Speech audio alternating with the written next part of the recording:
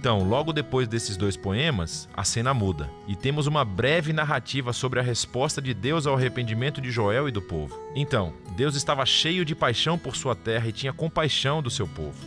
E Deus diz que ele vai reverter os efeitos devastadores desse dia do Senhor e transformá-lo de julgamento em salvação. Então, primeiro ele vai derrotar os invasores ameaçadores, que eram presumivelmente os gafanhotos. E ele desviará todos eles para a sua própria ruína. Então, ele vai restaurar a terra devastada e trazê-la de volta à vida, tornando-a abundante mais uma vez. E finalmente, Deus diz que vai trazer a sua presença divina entre o seu povo. Ela se tornará real e acessível a todos. Agora, até esse ponto, os poemas contam uma história poderosa sobre Joel liderando Israel para ver como o pecado deles levou ao desastre e ao julgamento divino, e que, com o Deus da misericórdia, sempre há esperança.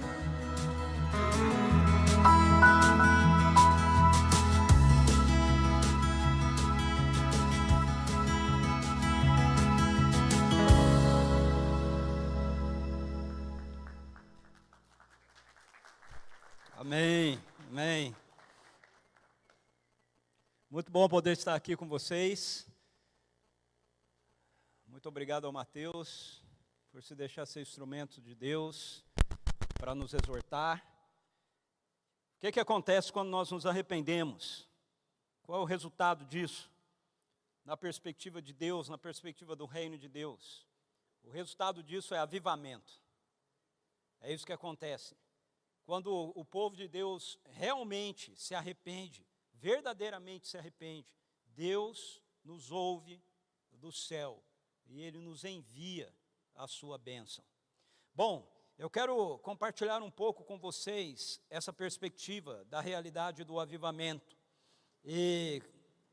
Bom, eu vou ser um pouco teológico no começo, ok? Vou tentar ser bem simples, mas eu preciso fazer isso assim. Como é uma conferência teológica, então eu vou ser um pouco teológico. Como nós olhamos para as Escrituras? Como nós olhamos para as Escrituras? Como nós abordamos as Escrituras? Faz toda a diferença para nós entendermos aquilo que nós estamos vivendo e aquilo que Deus está realizando e fazendo nas nossas vidas e através das nossas vidas, aquilo que está acontecendo nesse exato momento da história. De acordo com o apóstolo Paulo, em 1 Coríntios capítulo 10, versículo 11, ele descreve um pouco de uma situação que o povo de Deus viveu, o povo de Israel viveu no deserto, e ele termina essa descrição dele dizendo que aquelas coisas foram registradas como um exemplo e como um ensino para nós que vivemos nos últimos tempos. Então, toda a perspectiva do Antigo Testamento, tudo aquilo que nós olhamos dentro do Antigo Testamento, ele tem uma dimensão, na verdade, maior. Os textos do Antigo Testamento, eles foram registrados com uma tripla dimensão.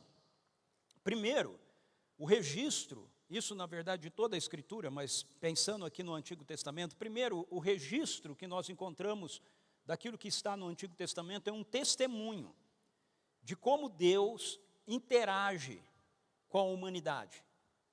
Se nós não tivéssemos o Antigo Testamento, nós não saberíamos como Deus interage com a humanidade. Na verdade, se nós não tivéssemos a Bíblia, nós não saberíamos como Deus interage com a humanidade. Então, esses registros que nós temos nas Escrituras Sagradas não são apenas histórias do passado, não são apenas registros relacionados a alguma história do passado para a qual a gente lê e fala, olha só como era ou como foi. Não, são testemunhos de como Deus interage conosco.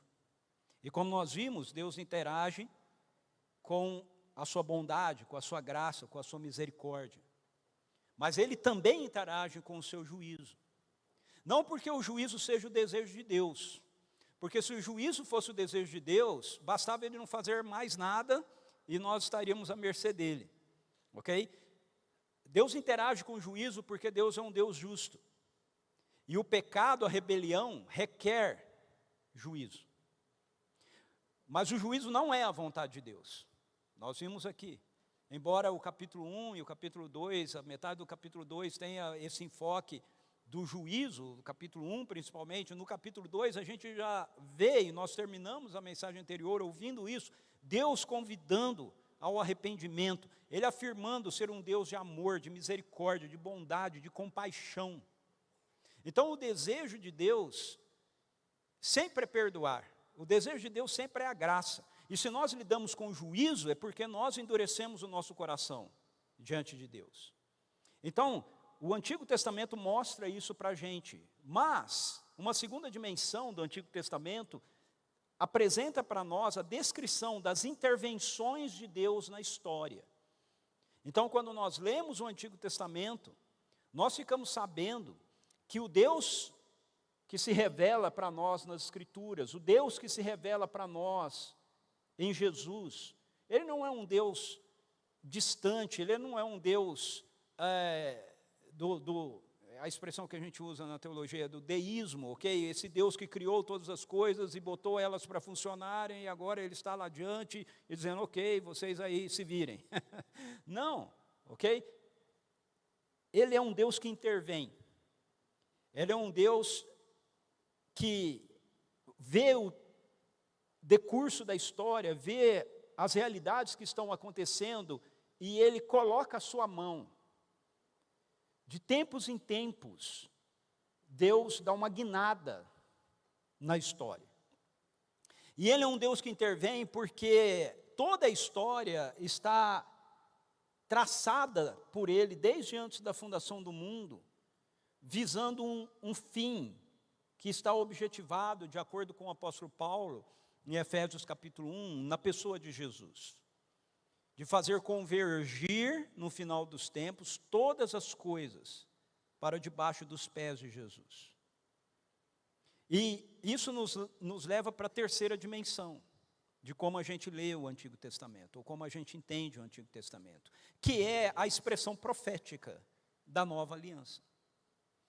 Então, quando a gente se depara com um texto dos profetas, ou com qualquer outro texto do Antigo Testamento, mas em especial com os textos proféticos, os profetas, eles são pessoas que falam a respeito de uma circunstância, de uma situação histórica concreta, onde eles apresentam uma intervenção de Deus. Nós vimos isso aqui no livro do profeta Joel. Você tem a praga dos gafanhotos que vem, e depois Deus fala, não, eu vou intervir nisso, e Ele descreve o que Ele faz. Ele diz que aqueles que estão na frente, né, que são do sul, Ele vai matar afogado num mar, e o outro Ele vai matar afogado no outro mar, ou seja, aquela praga vai ser dizimada pelo próprio Deus. Isso é uma intervenção histórica de Deus. No entanto, dentro desse cenário concreto, histórico, aonde está acontecendo algo real, que pode ser encontrado, se pesquisado, ok, na história, na arqueologia e etc., existe uma dimensão maior, uma dimensão de uma transcendência maior. De repente, aquela situação que é uma situação histórica de intervenção concreta de Deus, naquele contexto, com a nação de Israel, transcende aquilo que está acontecendo ali. E nos lança numa percepção e numa visão que é futura, que é escatológica.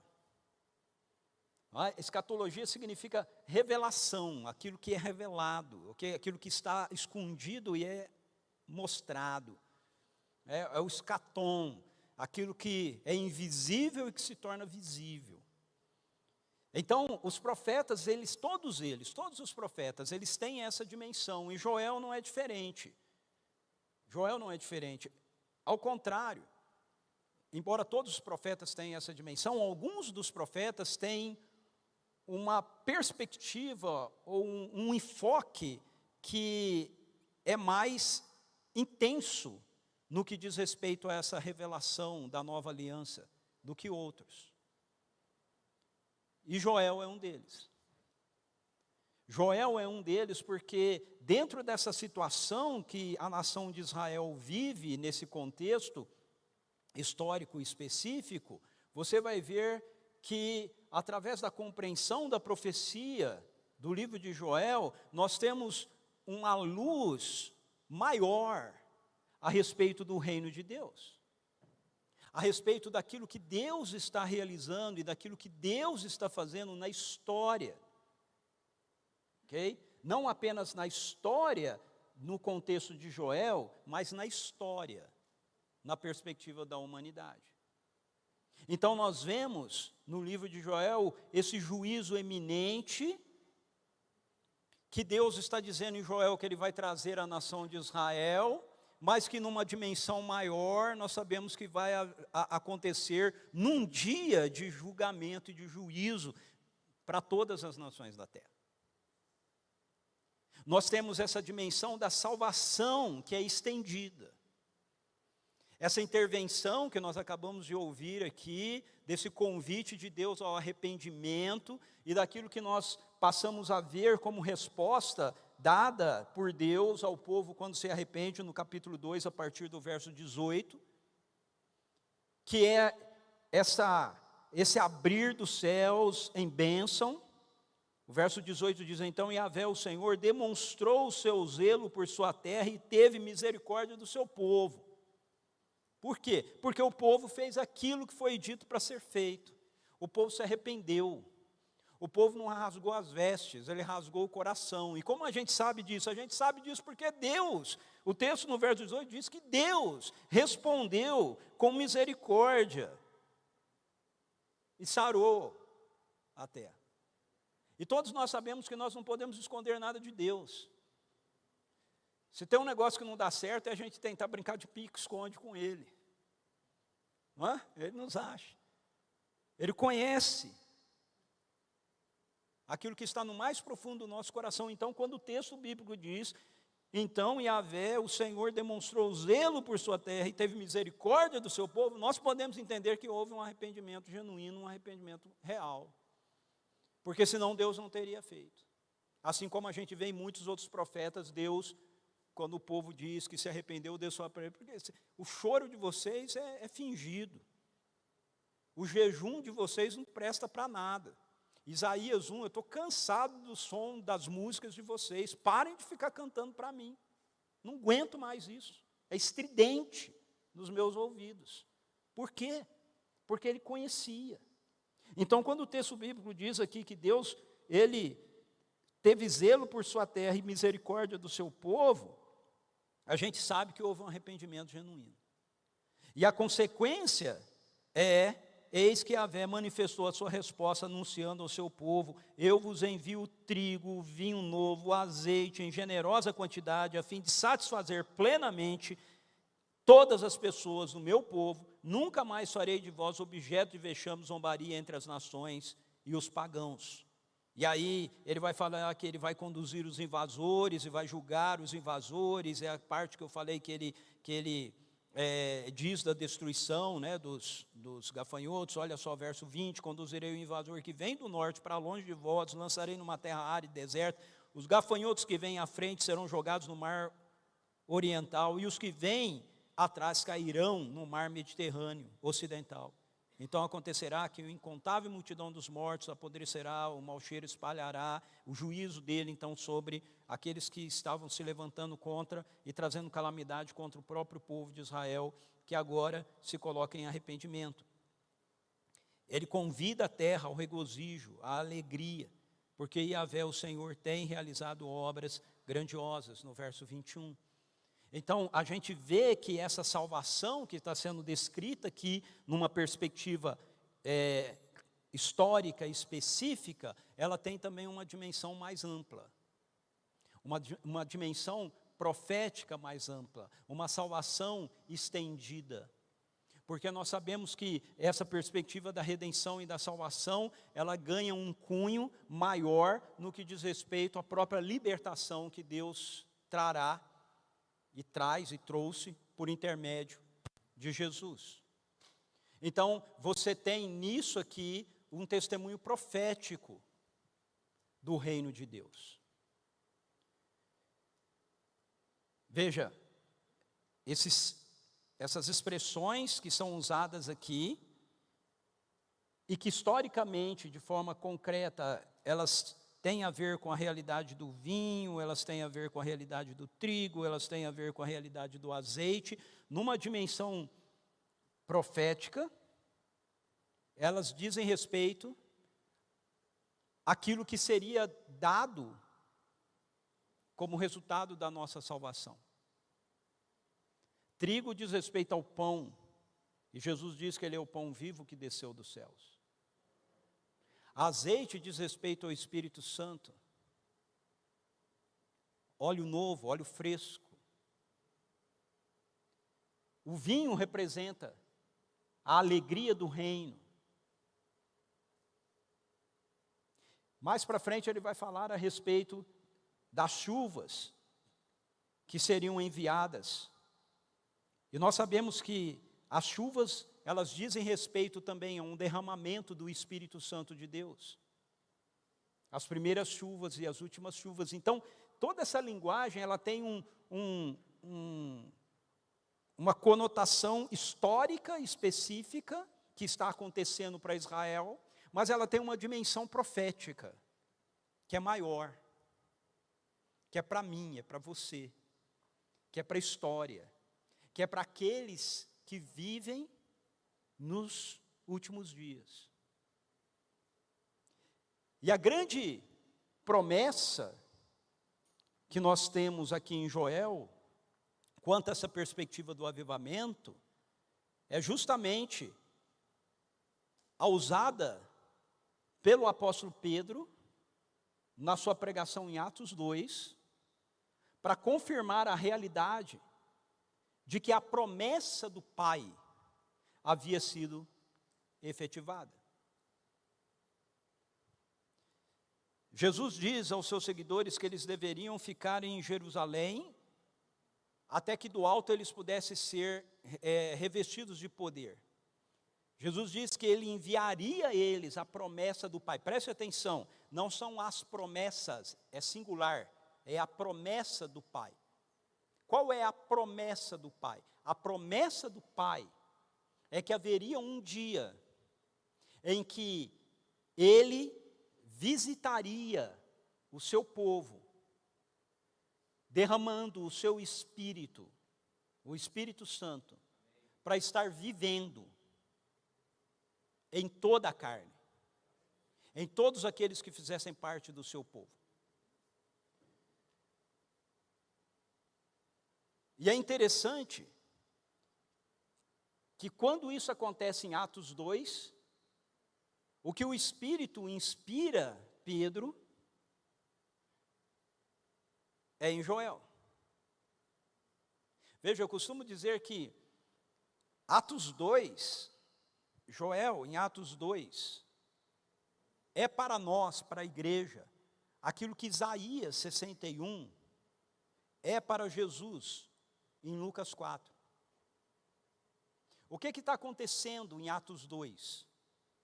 O que está acontecendo em Atos 2 é essa promessa que nós lemos no livro de Joel, a partir do verso 28, que diz assim: então, depois destes eventos. Agora isso é interessante, porque de que eventos que o Senhor está falando aqui? Percebe como tem essa dimensão concreta, histórica, mas tem essa dimensão profética que é maior?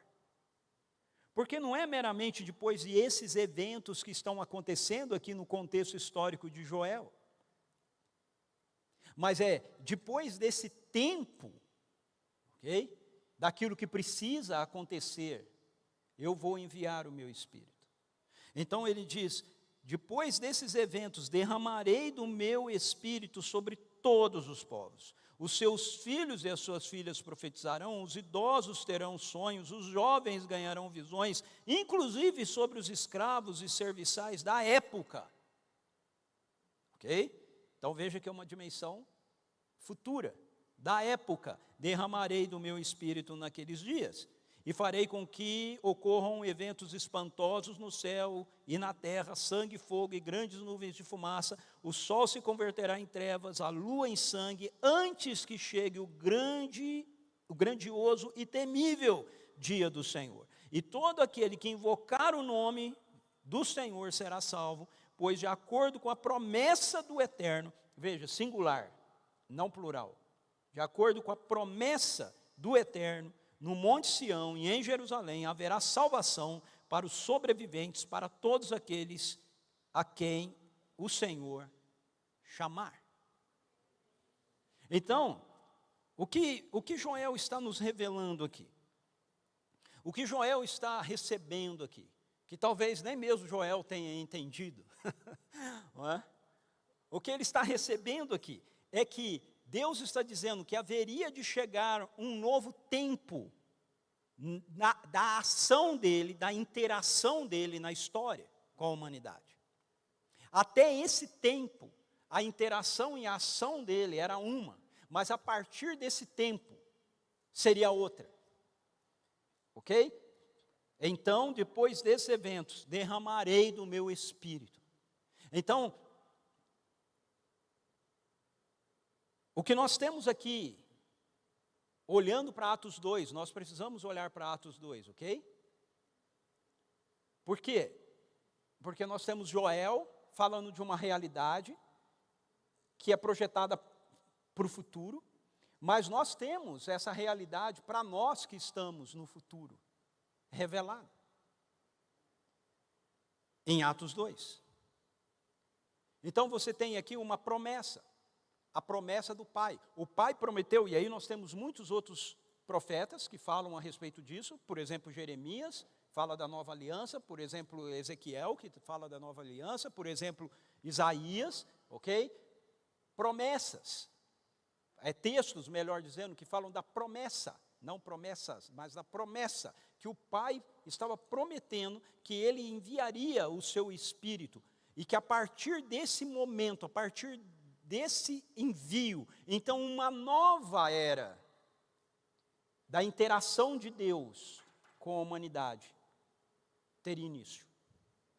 Veja que o livro começa falando do dia do Senhor, ele vem para o capítulo 2, falando ainda do dia do Senhor.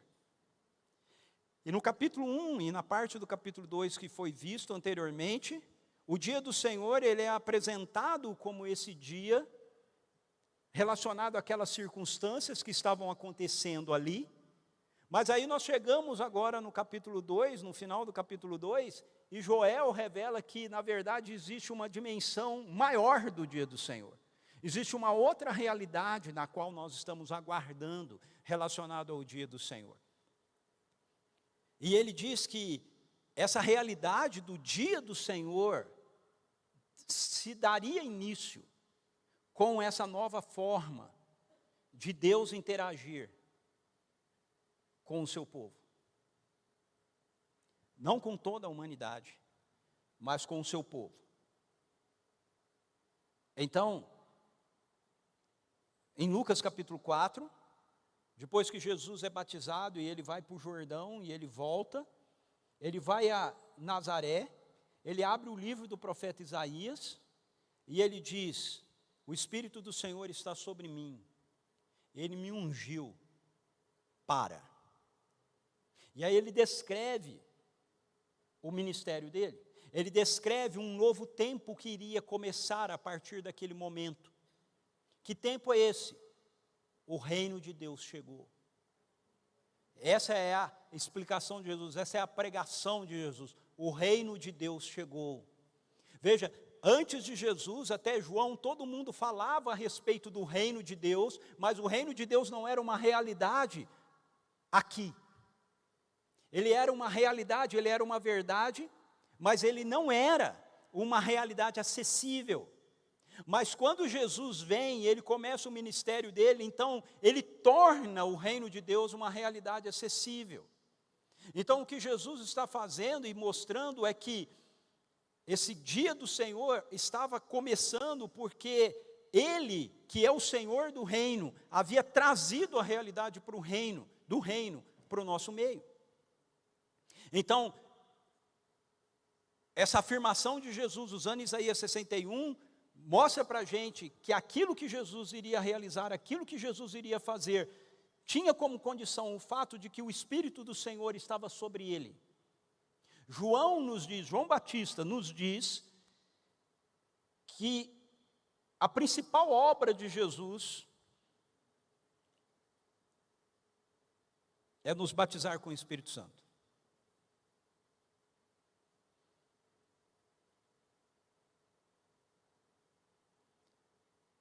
A principal obra de Jesus não é levar você para o céu.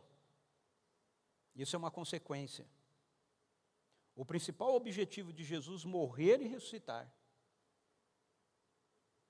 era que Joel 2 se tornasse uma realidade na sua vida e na minha vida.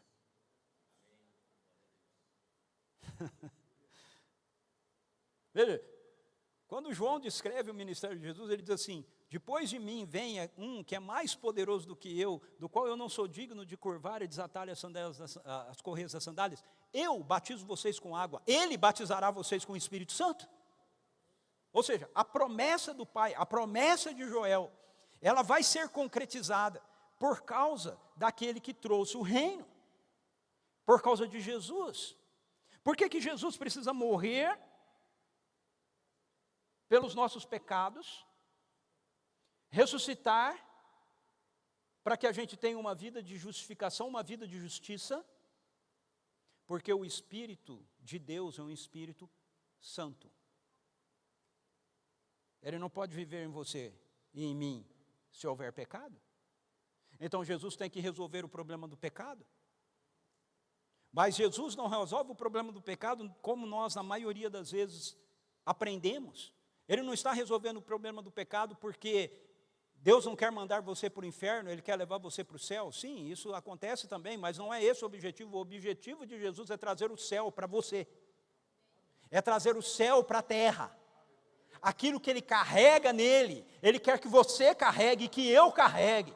Porque essa é a promessa do Pai.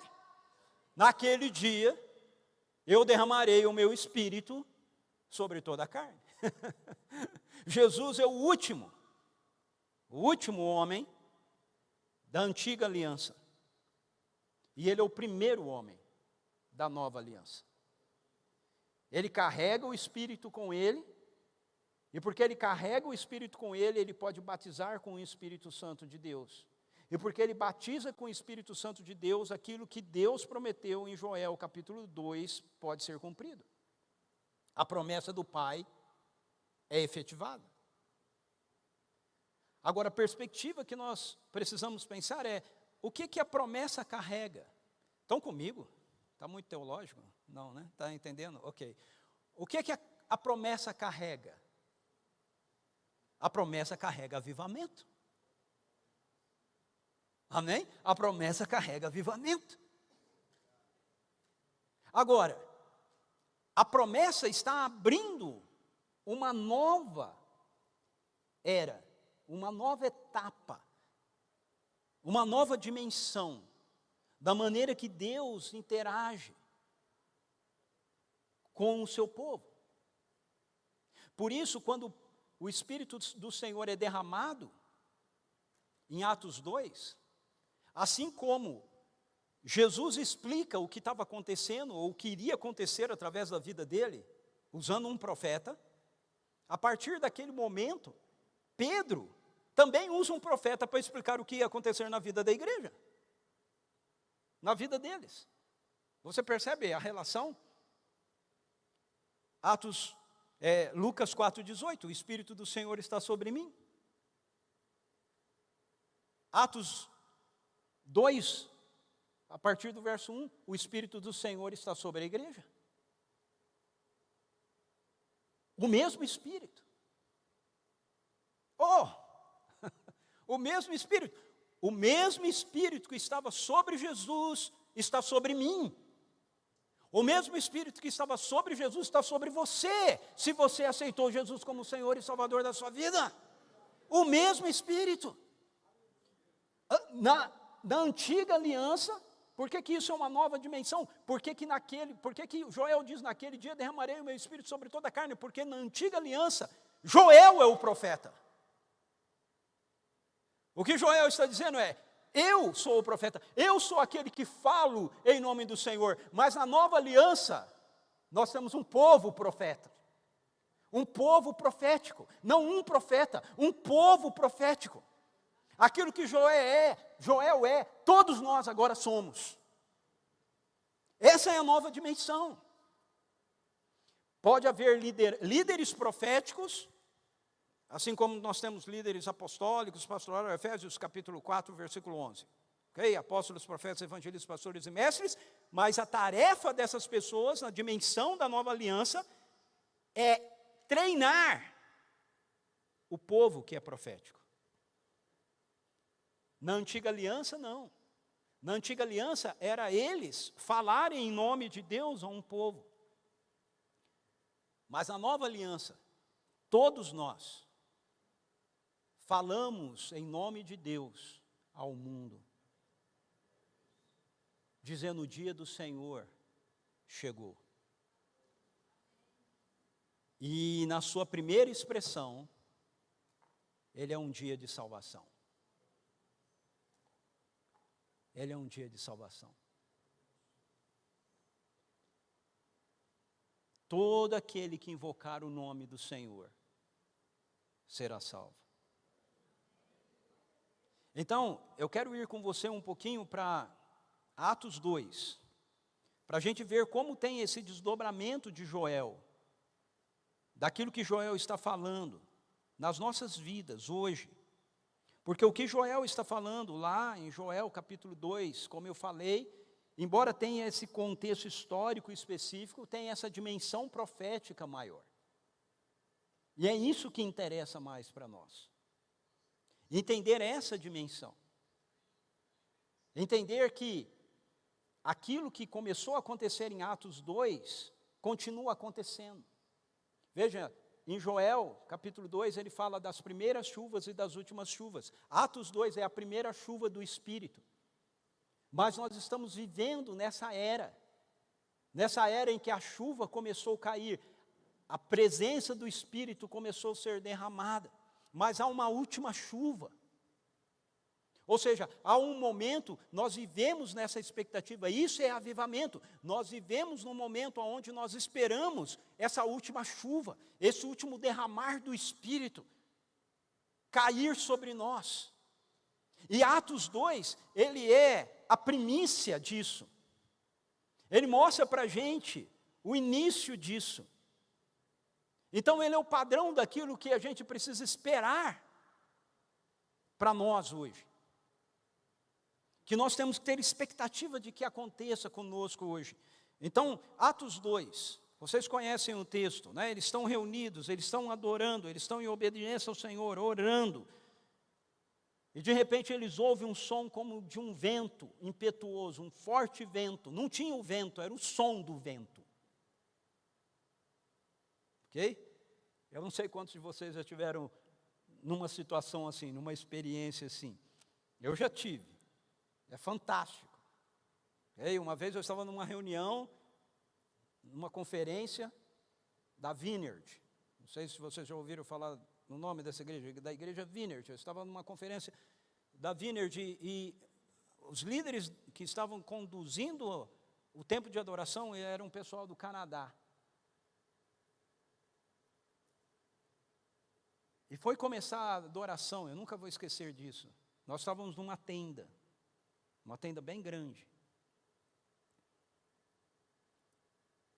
Estava frio, mas não estava ventando. E aí, a líder de adoração, que era uma tecladista, que nem a menina ali, o nome dela era Monique Tucci. A Monique chegou assim na frente, a gente devia estar umas 1.500 pessoas, ela levantou a mão, e ela falou: vem Espírito Santo, come Holy Spirit. E eu comecei a ouvir um som de vento.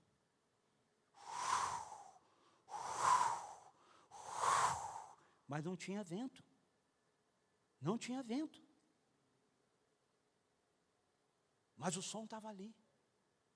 E de repente, nós começamos a ouvir assim, vlam, vlam, vlam.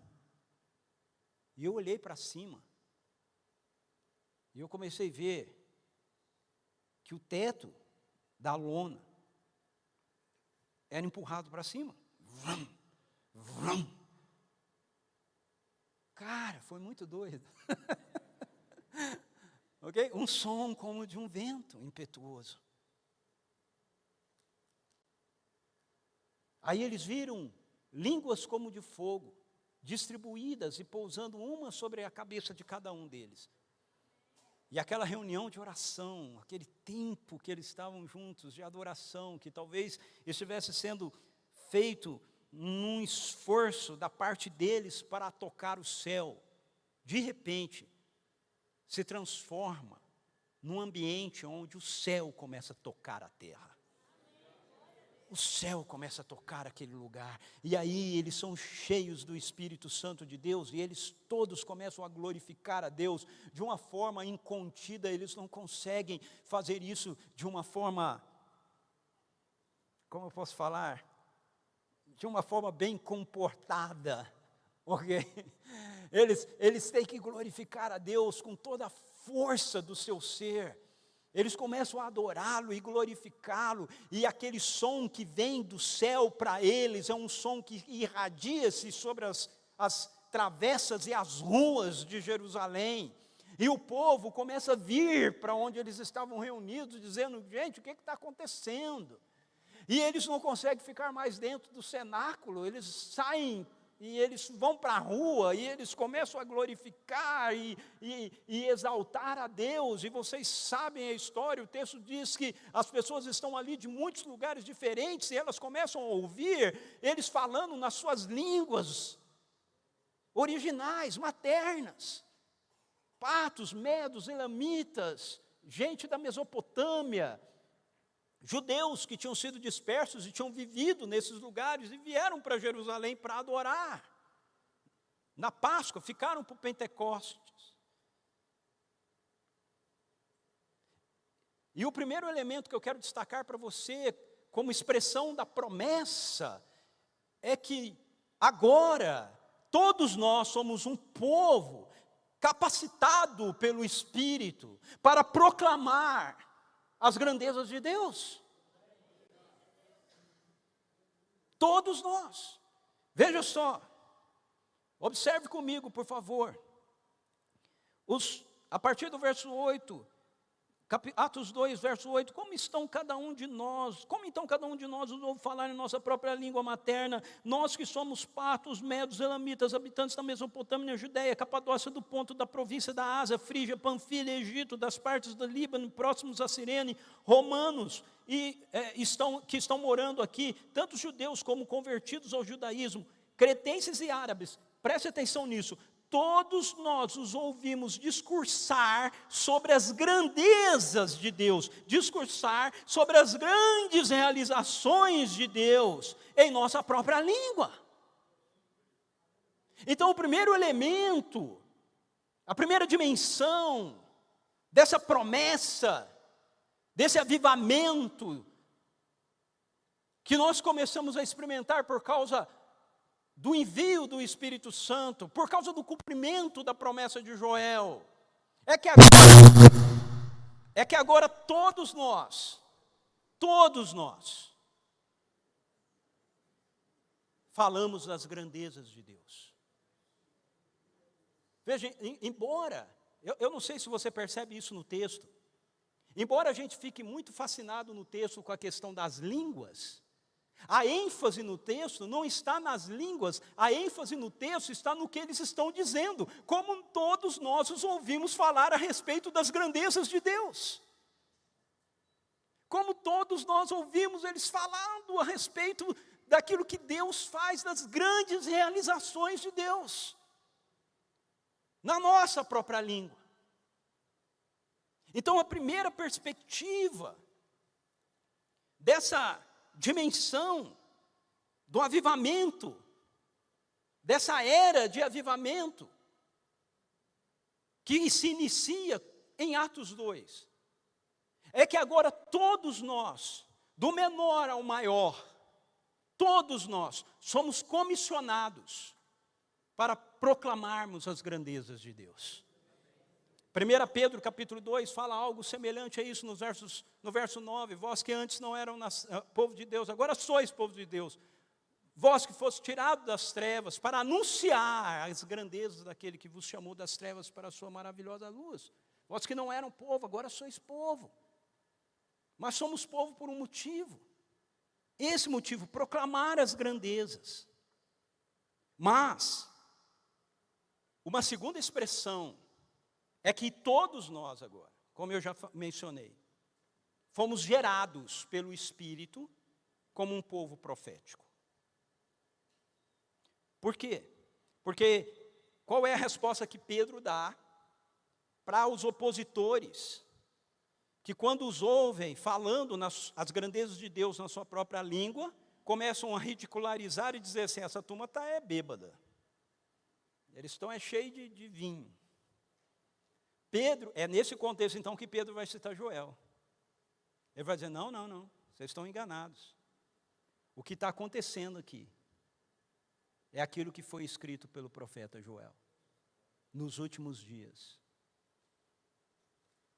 diz o Senhor, derramarei do meu espírito sobre toda a carne. E se isso é assim, então, de acordo com Pedro, de acordo com o próprio apóstolo Paulo, como eu comecei aqui, os últimos dias começaram. Os últimos dias começaram. E os últimos dias nos conduzem em direção ao grande dia do Senhor. Ao grande dia do Senhor. E o que caracteriza essa realidade primeira de que os últimos dias começaram é que agora a igreja, ela é formada por um povo profético. Joel diz para a gente, Pedro, vou ler agora na versão de Atos, que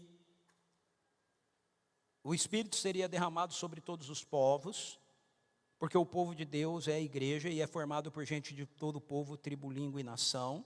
Os seus filhos e as suas filhas profetizarão, os jovens terão visões, os velhos terão sonhos. Sobre os meus servos e as minhas servas derramarei do meu espírito naqueles dias, e eles profetizarão.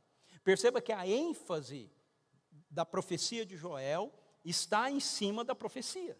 Está em cima de que nós vamos ser um povo profético.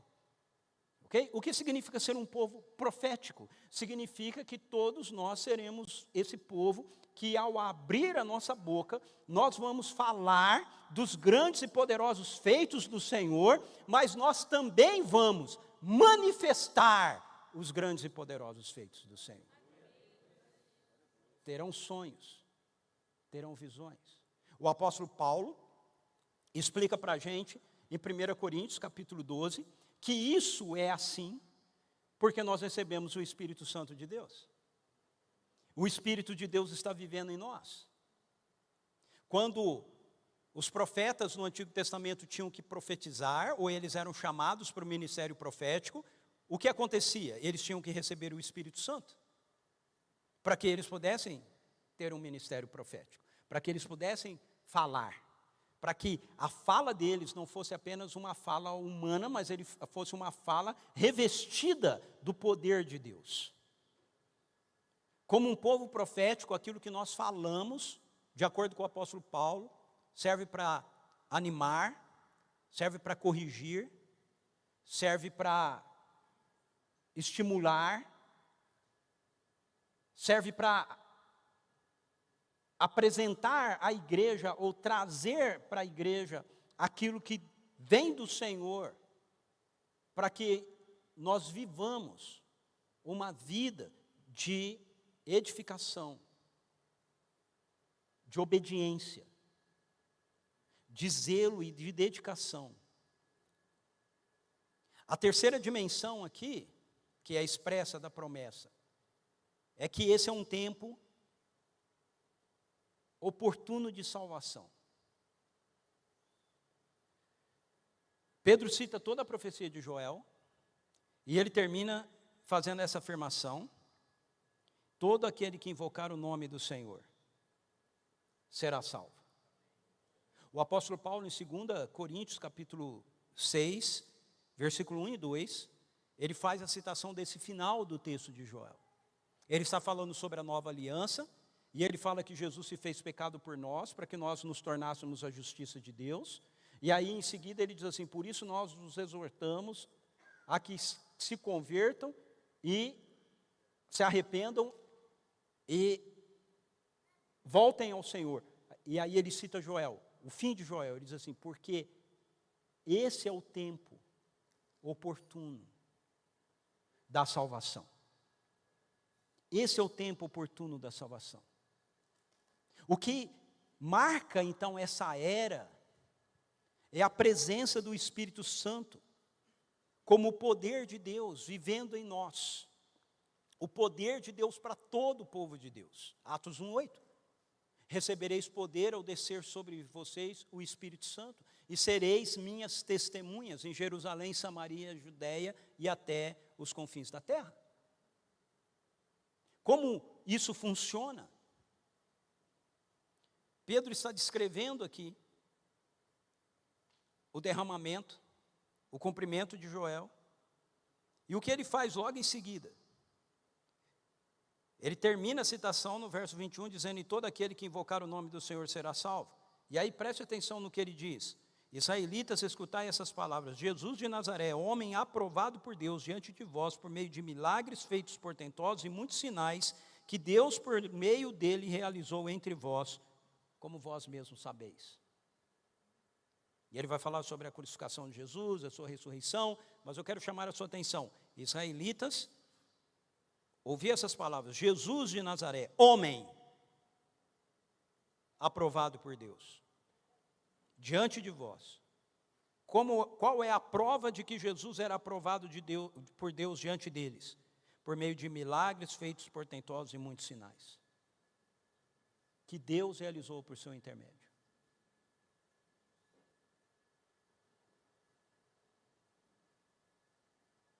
Recebereis poder ao descer sobre vocês o Espírito Santo. O que significa receber poder? O que significa viver uma vida baseado em Atos 2? O que significa viver uma vida baseado no cumprimento da profecia de Joel? O Espírito do Senhor foi derramado sobre todo o meu povo, homens e mulheres, velhos e crianças. Não existe Espírito Santo Júnior. Ok?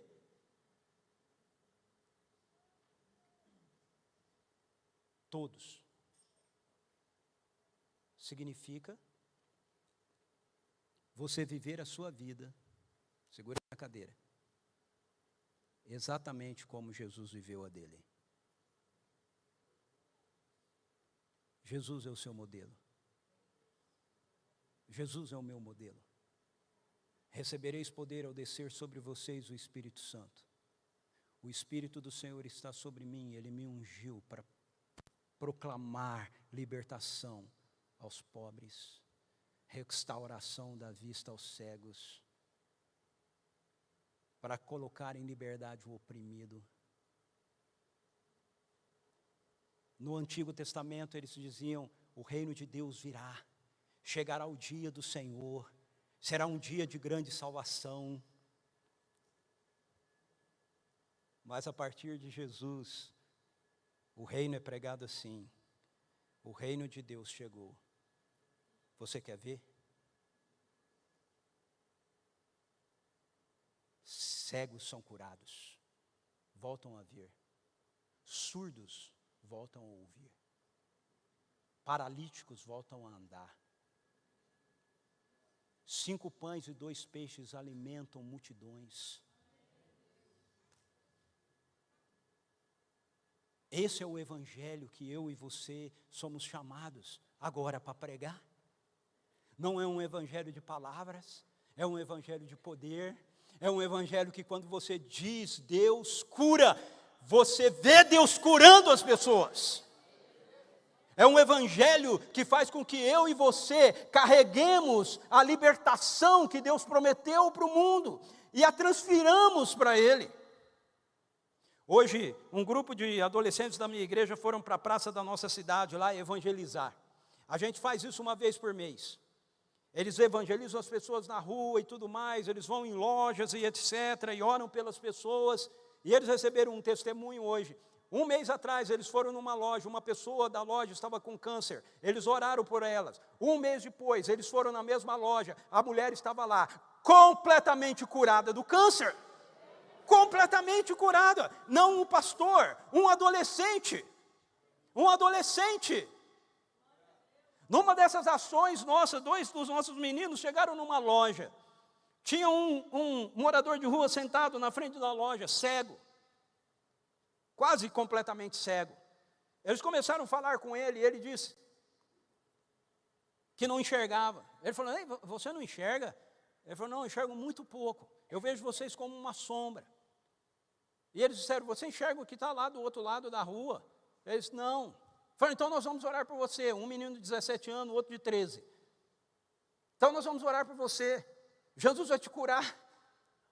Jesus vai te curar. E eles botaram a mão no olho do menino e disseram, olhos vejam. Tiraram a mão e falou, e aí? Ele falou, continuo sem ver nada. E aí, o outro menino falou, mas então eu vou orar de novo. Aí colocou a mão e orou, olhos vejam. E quando ele tirou a mão, o cara sentado na calçada olhou para o outro lado e disse assim, está escrito farmácia ali. Sabe, eles estavam na porta de uma loja, sabe o que eles fizeram? Na American Express, eles estavam sentados na porta da American Express. Eles entraram dentro da loja e começaram a gritar, ei, aquele cara ali, ele era cego, ele começou a ver, Jesus está vivo, você precisa se arrepender e entregar a sua vida para Ele, porque Jesus está vivo, Ele está enxergando, e o homem levantou e falou, eu estou vendo. Adolescentes.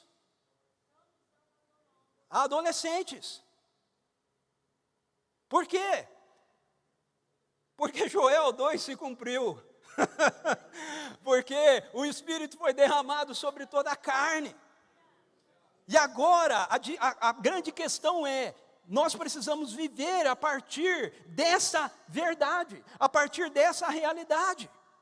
O nosso modelo é Jesus. É olhar para Ele, ver o que Ele fazia, como Ele fazia, e fazer igual Ele fazia. Ah, mas isso não acontecer nada, Ricardo, você faz de novo. Isso não acontecer nada, de novo. De novo. Eu fui visitar essa semana uma pessoa para orar por essa pessoa, com um outro pastor, um amigo meu. Essa pessoa não é da minha igreja, é da igreja desse pastor. Ele falou, Ricardo, venha, você pode vir orar por ele comigo, ele está com um câncer no olho. Um tumor agressivo. Eu falei, eu vou. Eu cheguei, ele estava saindo com a esposa, porque a esposa estava com uma enxaqueca muito alta. E ele estava levando ela para o médico. E eu disse para ela, antes de você sair, você se importa se eu orar por você? Ela falou, não, pode ser, mas com uma cara de dor, com o olho fechado. Ela sentou, eu falei, senta aqui no sofá. Ela sentou no sofá, eu falei para ela, eu gosto de fazer isso assim, para ver se a cura está acontecendo. Eu disse, fala para mim, qual o grau da sua dor? 0, não está doendo nada, 10 está doendo muito. Ela disse, 15. Eu falei, uau, então está doendo muito mesmo, hein? Falei, dá licença, posso botar a mão na sua cabeça? Eu falei, pode. Eu botei a mão na cabeça dela e comecei a orar. Falei, Pai, eu te agradeço pelo teu amor, pela sua filha. Espírito Santo, eu peço, venha com poder de cura sobre ela. Na autoridade do nome de Jesus, toda dor de cabeça, cesse agora, toda enxaqueca, vai embora, agora. Eu estou comandando a dor, ok? Não estou falando com Deus, não fica assustado, tá certo? Jesus disse que a gente deveria curar os enfermos. E aí eu tirei a mão e falei, e aí, melhorou? Ela falou, nada. Eu falei, nada? Ela falou, nada. Ela falou, mas talvez a dor maior seja da alma. Eu falei, opa. Me fala um pouquinho mais disso. Aí ela falou da ansiedade que ela estava vivendo, a angústia que ela estava vivendo por causa do câncer do marido.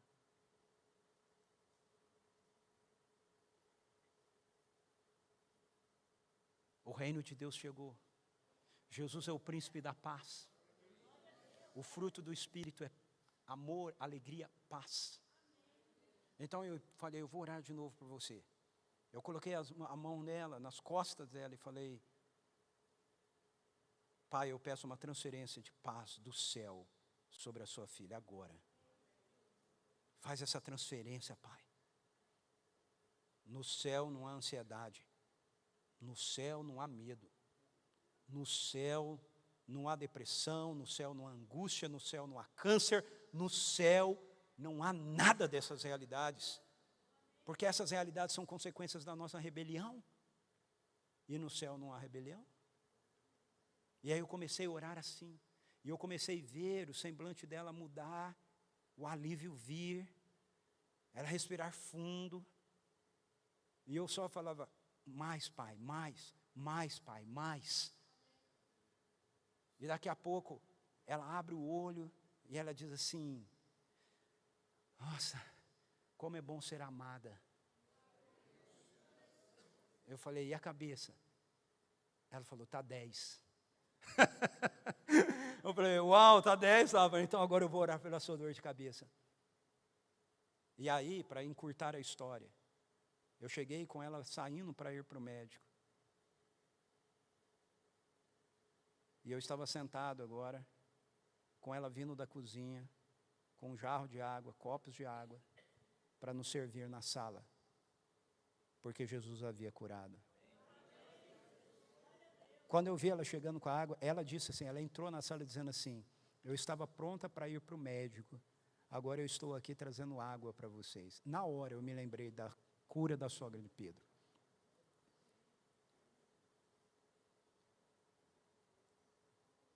Como você quer viver? Como você quer viver a sua vida? Veja, nós tivemos um tempo de arrependimento aqui, de confissão. Se ela foi genuína, se ela foi verdadeira no seu coração, o que Deus vai fazer agora? Ele vai se demonstrar zeloso para com você. E Ele vai trazer sobre você vinho novo, óleo novo, azeite novo, um derramamento renovado do Espírito do Senhor. Porque essa é a era que nós estamos vivendo agora. Nós começamos uma nova era, uma era em que nós precisamos depender completamente do Espírito Santo. Não é depender das nossas técnicas, usar as nossas técnicas, nada de errado com elas, ok? Mas, e aí então, buscar o Espírito Santo. Não, é depender completamente do Espírito Santo. Ele usa nossos equipamentos, mas não são os nossos equipamentos que carregam a presença dEle. Ele usa as nossas canções, mas não são as nossas canções que carregam a presença dEle. Ele usa o nosso ensino e pregação, mas não é o ensino e a pregação que carrega a presença dEle. Quem carrega a presença dEle é você. Quem carrega a presença dEle sou eu. Derramarei do meu Espírito sobre toda a carne. Se eu me arrependo genuinamente, o que Deus quer me dar como resposta ao meu arrependimento é mais dEle, mais do Espírito Santo, mais da presença dEle. Jesus fazia tudo aquilo porque Jesus vivia transbordando o tempo todo do Espírito Santo. Eu e você podemos viver e fazer o que Jesus fazia, e não fazemos isso o tempo todo porque a gente não fica o tempo todo transbordando do Espírito Santo. Por isso o apóstolo Paulo nos dá aquela orientação: não se embriaguem com vinho, deixem-se encher do Espírito. Por que você pode?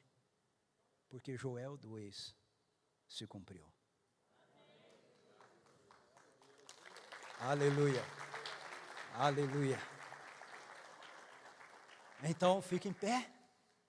Se você quer, fique em pé. Se você quer dizer: Senhor, derrama óleo novo, derrama óleo para onde?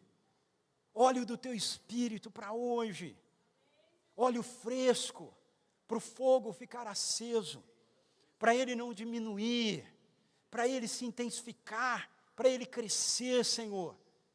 Senhor, eu quero isso na minha vida, eu quero andar cheio do teu espírito, eu quero andar pegando fogo para o Senhor. É fácil testemunhar quando você está pegando fogo, as pessoas olham para você e elas veem você queimando. Ok? Então, veja, independentemente da experiência que você já teve com o Espírito Santo, talvez certamente você já teve uma experiência de batismo com o Espírito, mas independentemente disso, nós estamos vivendo nessa era do derramamento do Espírito. Ele continua se derramando continuamente. E é isso que eu quero pedir para Deus fazer agora aqui. Ele se derrama para que a gente seja um povo que testemunhe da sua grandeza, não apenas com palavras, mas com poder. Ele se derrama para que a gente seja esse povo profético, que revela, que tem as Escrituras como o nosso padrão básico, mas que anda dentro dessa dimensão, daquilo que as Escrituras mostram para a gente, de como é a interação de Deus conosco, de Deus através da nossa vida. Paulo explica isso citando os dons do Espírito, palavra de sabedoria, palavra de conhecimento, dons de fé, dons de curar, dons de operar milagres, profecia, línguas, interpretação de línguas. Todas essas coisas são feitas pelo mesmo e único Espírito, como lhe apraz. Veja, elas são do Espírito, ele vive em você, então todas elas estão em você. Todas estão em você. Deixa ele usar como lhe apraz. Deixa ele usar como lhe apraz. Olha, eu poderia passar o resto do meu tempo aqui, que já não tenho mais, dando testemunho, contando para você histórias de coisas que eu tenho visto Deus fazer. Quando eu compreendi isso, quando eu compreendi que Joel 2 aconteceu de verdade, eu estou vivendo nisso, ok? Não é só um conceito teológico, é uma realidade. É uma realidade. Hoje eu recebi um testemunho hoje. Eu faço uma live uma vez por mês chamado Na Mesa com Jesus, onde a gente tem um papo, depois nós oramos por cura pelas pessoas, temos palavras de conhecimento. Veja, a live já estava gravada. Eu recebi um testemunho hoje, não ontem. Uma mulher ontem me escreveu no meu Instagram dizendo assim: eu preciso contar isso para você, pastor. Uma amiga me enviou, e ela se associou a mim ontem no Instagram, e aí ela escreveu: uma amiga me enviou a live Na Mesa com Jesus. E quando você orou na live para uma pessoa que tinha uma dor crônica no pescoço, eu tinha, e na hora que eu ouvi a sua oração, a minha dor sumiu na mesma hora. Veja, já estava gravado. Não era eu falando em tempo real, já estava lá. Mas por quê? Porque a unção do Senhor permanece.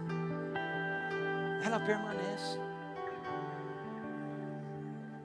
Então eu quero que você faça assim com as suas mãos e que você comece a clamar pelo Espírito Santo, comece a chamar por Ele. Erga sua voz e comece a chamar por Ele. Comece a dizer: Senhor, Espírito Santo vem. Espírito Santo vem. Vem, Senhor, com fogo renovado sobre a minha vida. Eu confessei para o Senhor o meu pecado, me responde agora com a Tua presença. Eu me arrependi, me responde com a Tua presença. Me responde com óleo novo, Senhor. Me responde com vinho novo. Me responde, Senhor amado, com vento renovado no meu coração. Me responde, Senhor amado, derramando batismo de fogo sobre a minha vida. Ah, Senhor, eu quero andar no Teu poder. Eu preciso do Teu coração, Pai, mas preciso do Teu poder, Espírito Santo de Deus, para manifestar o coração do Pai. Recebe agora dele. Espírito Santo, vem. Eu peço, vem, Senhor, mais sobre a vida do Teu povo que está aqui. Eu peço uma transferência de unção fresca sobre a vida da Tua igreja, sobre a vida do Teu povo aqui, irmãos, irmãs, líderes, pastores, todo o Seu povo, porque agora não está restrito mais a liderança, aos pastores, todo o seu povo.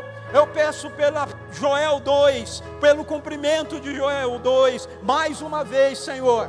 Espírito Santo, derrame-se aqui, derrame-se com fogo aqui, um batismo de fogo sobre as nossas vidas aqui, Senhor.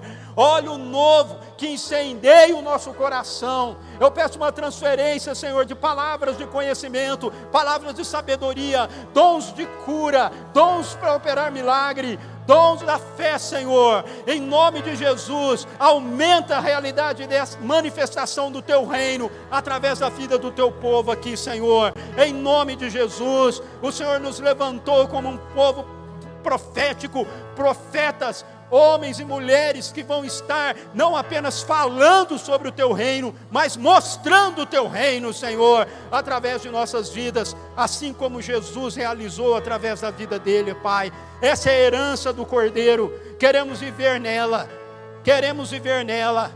em nome de Jesus. Mais Espírito Santo, mais Espírito Santo, mais Espírito Santo, mais Espírito Santo, mais Espírito Santo. Recebe dele, recebe dele, recebe dele.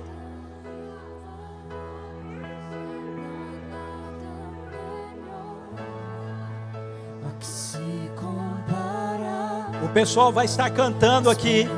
Eu quero que você ministre sobre a vida de quem está perto de você.